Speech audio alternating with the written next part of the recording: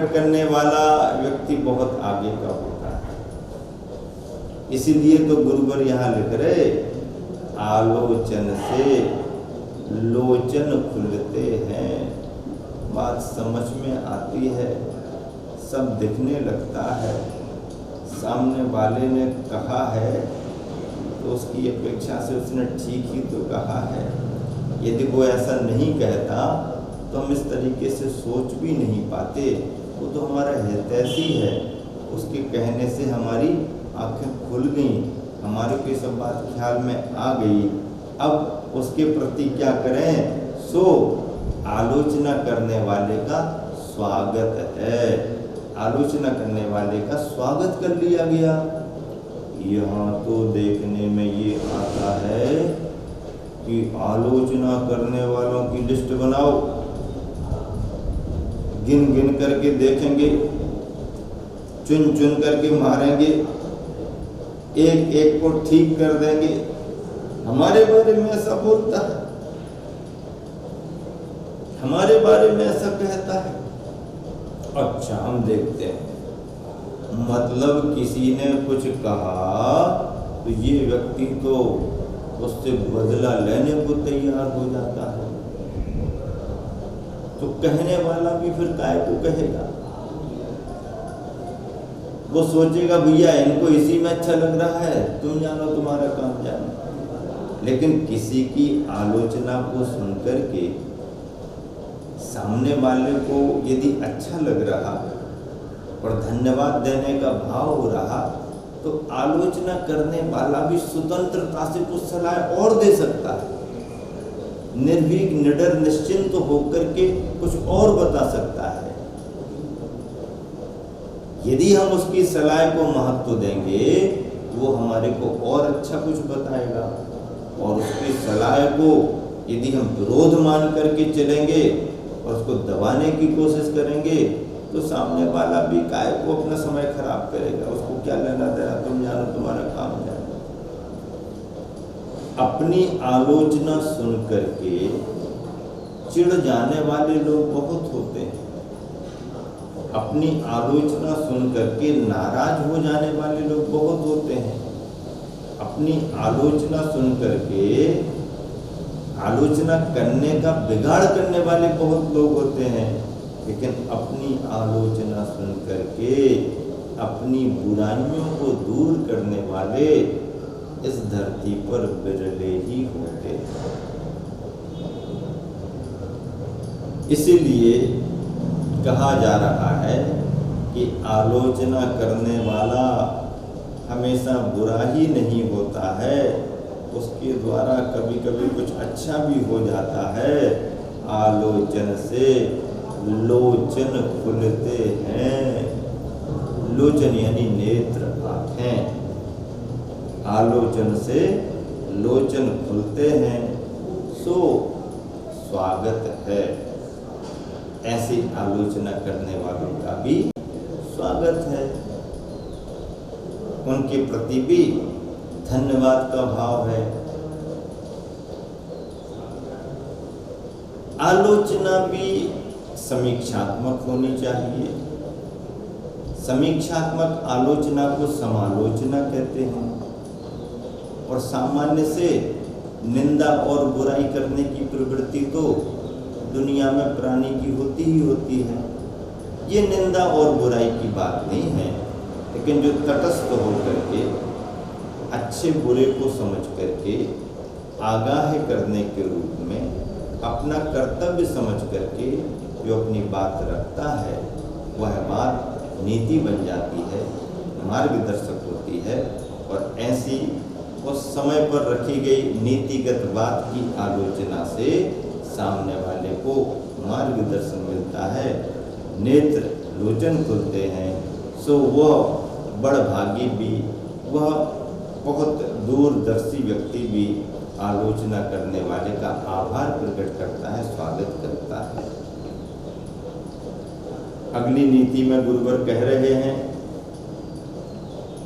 एक आंख भी काम में आती पर, एक आंख भी काम में आती पर एक पंख क्या,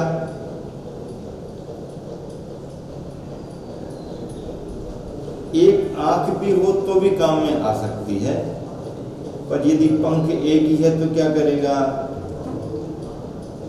एक पंख से पक्षी का कोई काम बनने वाला नहीं। उड़ने के लिए तो दो ही पंख होना जरूरी है, दोनों पंख होना जरूरी है। एक पंख से उड़ा नहीं जा सकता। एक पंख से हमारा कोई काम बनने वाला नहीं, लेकिन दो आंखों में से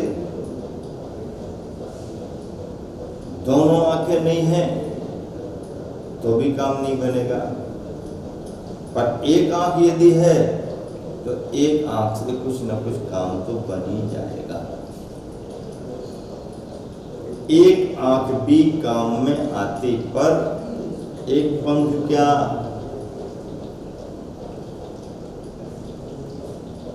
दोनों आंखें होना बहुत अच्छी बात है, सर्वांगपना माना जाता है। एक आंख विकलता की प्रतीक है। एक आंख वाले को लोग अच्छा भी नहीं मानते हैं। कोई अच्छा माने ना माने वो उसके ऊपर है, लेकिन अंधे से तो अच्छा है, कम से कम एक आंख से काम तो चल रहा है। अंधे की अपेक्षा तो एक आंख वाला ठीक है। एक आंख भी यदि मिल गई तो भी हमारा कुछ काम हो सकता है, लेकिन पंखों के रूप में यदि केवल एक ही पंख रहा तो हमारा काम बनता नहीं। देखने के लिए एक आंख से काम चला सकते हैं, पर उड़ने के लिए तो दोनों पंखों की ही जरूरत है।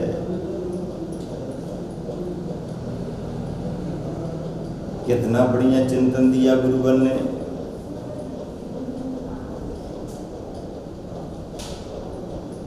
दृष्टि की एकाग्रता,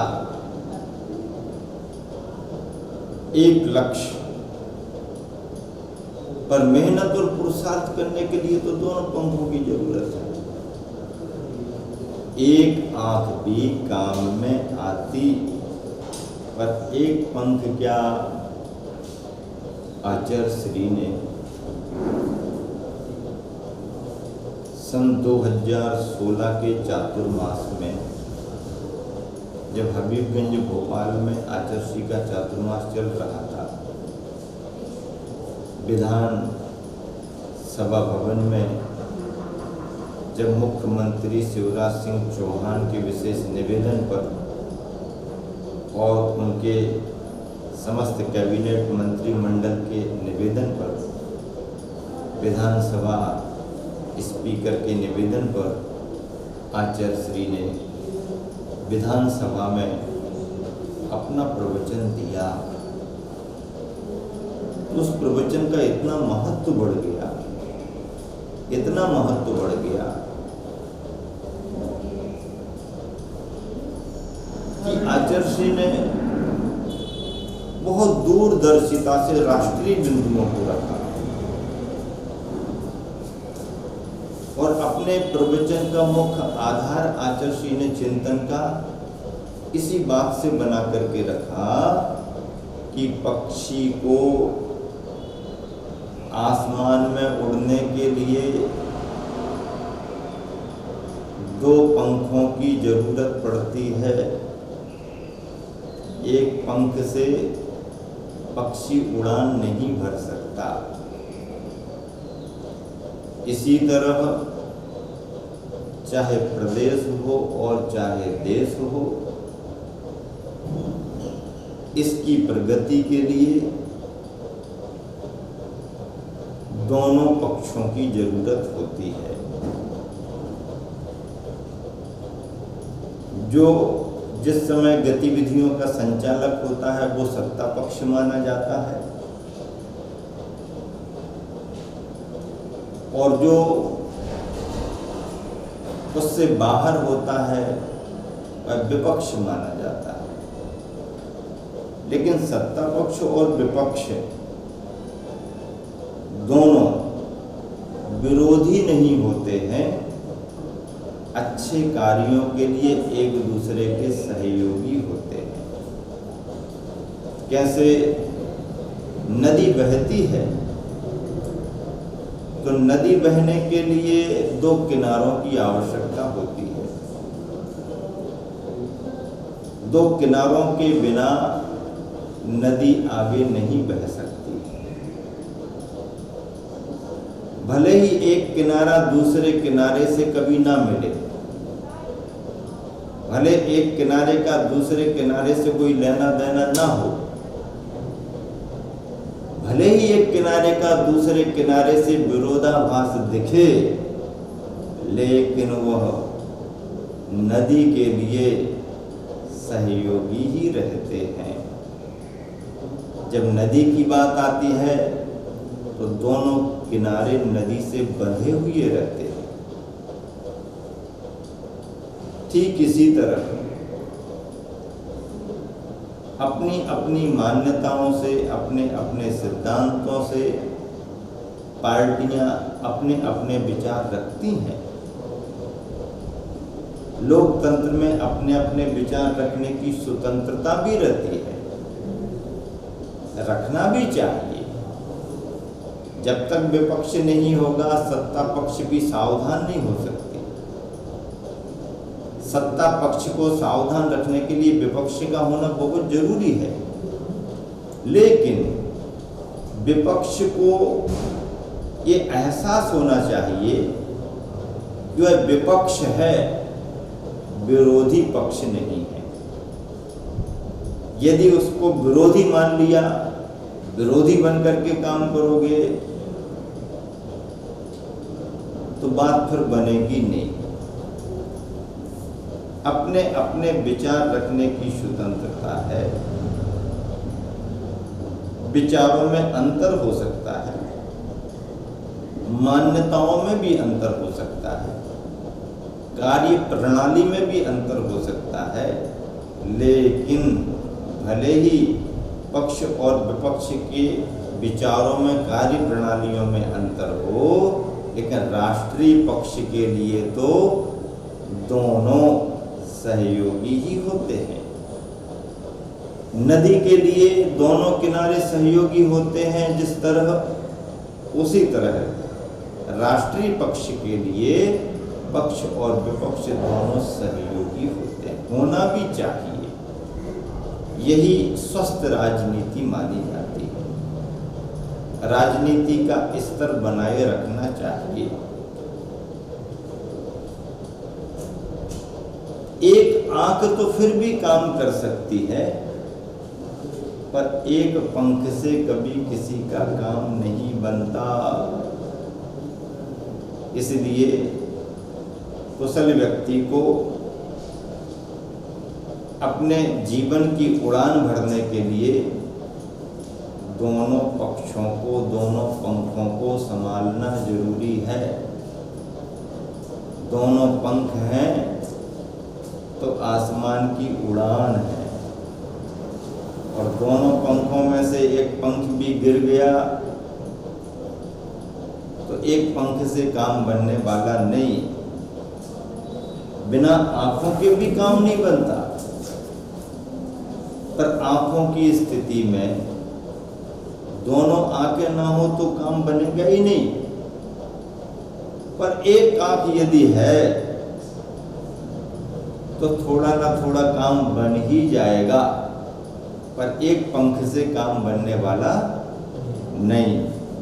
हाइकू में इसलिए आचार्य ने लिखा, एक आंख भी काम में आती, पर एक पंख क्या, एक पंख काम में नहीं आता। कभी कभार एक आंख से भी बहुत सारे काम बन जाते हैं। इस तरह से आचार्य श्री के द्वारा रचित छोटे छोटे बोध वाक्य कहें मात्राओं की अपेक्षा से, अक्षरों की अपेक्षा से हाइकू की रचना अपने आप में सूत्रों का काम करती है, सूत्र जैसे हैं। और ऐसे छोटे छोटे सूत्रों पर गुरुवर ने अपना गहरा गहरा व्यापक चिंतन दिया है। एक एक सूत्र को, एक एक हाइकू को यदि आपने याद रखा और उसके अर्थ को समझना शुरू किया और समझाना शुरू किया, तो ऐसा लगेगा जैसे ग्रंथ की गाथाएं ही पढ़ी जा रही हैं, ग्रंथों का सार ही पढ़ा जा रहा है, सार निचोड़ के रूप में इन पंक्तियों में आपको मिल रहा है। इस तरह से यह रचना आप सभी को प्रवचन के रूप में आनंद दे रही हैं। आप सभी निश्चित मान करके चलिए कि मोक्ष मार्ग में भी हमारे को दोनों पक्षों को संभाल करके रखने की ज़रूरत है। व्यवहार का पक्ष भी और निश्चय का पक्ष भी, ये पक्षी के दोनों पंखों के समान है कि मोक्ष मार्ग की उड़ान भरने के लिए हमें अपने दोनों नज़रियों को, दोनों दृष्टिकोणों को संभालने की ज़रूरत है। और जब हमारे पास दोनों पंख होंगे तो निश्चित ही हम अपने जीवन की उड़ान भर सकेंगे। इसी शुभ भावना के साथ विराम दे रहा हूँ। महावीर भगवान ज्ञावाणी के ज्ञान ते सूर्य जय।